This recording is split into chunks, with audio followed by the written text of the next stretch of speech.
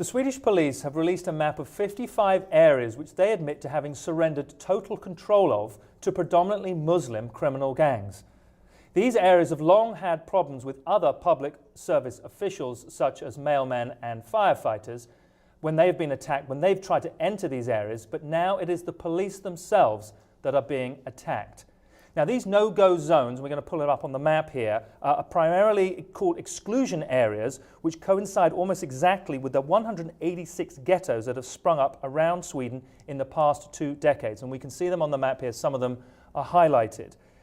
So, Mark, this is a really sort of troubling development for Sweden, a country that prides itself on having a robust welfare state, a country that offers free Swedish language lessons to immigrants in these areas.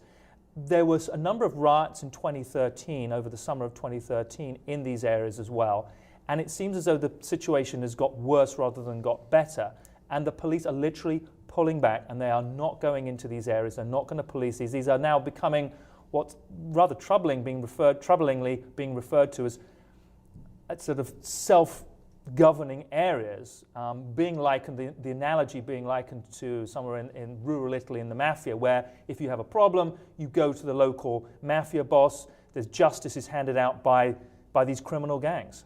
Yeah, it's sort of an inherent problem of this open immigration policy that they have, where they're allowing people in specifically from countries, a Middle Eastern area where there's political strife, human rights violations, war, and so they're having sort of an open policy of receiving people who then, don't have opportunities and are reliant upon government services, but they don't integrate necessarily into the culture. And now there are whole areas where people are even warned, don't go there. It's not safe for you. Yeah, it's making. I can't see how this is helpful in any way, shape, or form. I mean, one of the obvious issues to focus on is unemployment. And unemployment in Sweden, they've been battling against it. They've been trying. Again, they're fighting like the most of Europe against the recession and feeling as though they've been winning that battle. It seems as though perhaps the numbers are being skewed erroneously and incorrectly. Unemployment is spiked in these particular areas. So again, that highlights the fact that these communities are not integrated in any meaningful way into mainstream Swedish society. And it's why you're seeing the rise of ultranationalism in a lot of the European countries, where immigration has this open door policy, and then there's a resentment on behalf of the white natives of the land, Right. and there's rising ultranationalism that is really going to lead to further conflicts, and this is not going to get better. It's only going to get worse.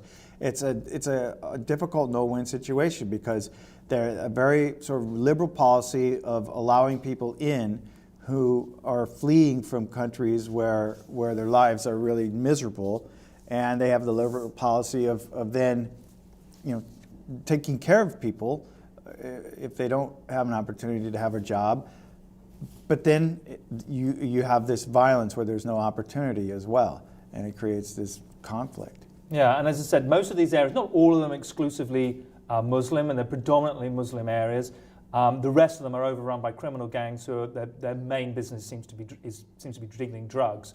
One of the other criticisms that has come from some right-wing quarters is the fact that it seems to be somewhat over-heavily self-censorship of the press, because the Swedish press apparently haven't been particularly vociferous in articulating or in highlighting this problem. And one of the issues is that as a self-regulating body and the self-regulating union of journalists, they have been very quick keen not to be criticizing or critiquing this in any way, shape or form, for fear of exactly what you're saying, of being critical of an immigration policy.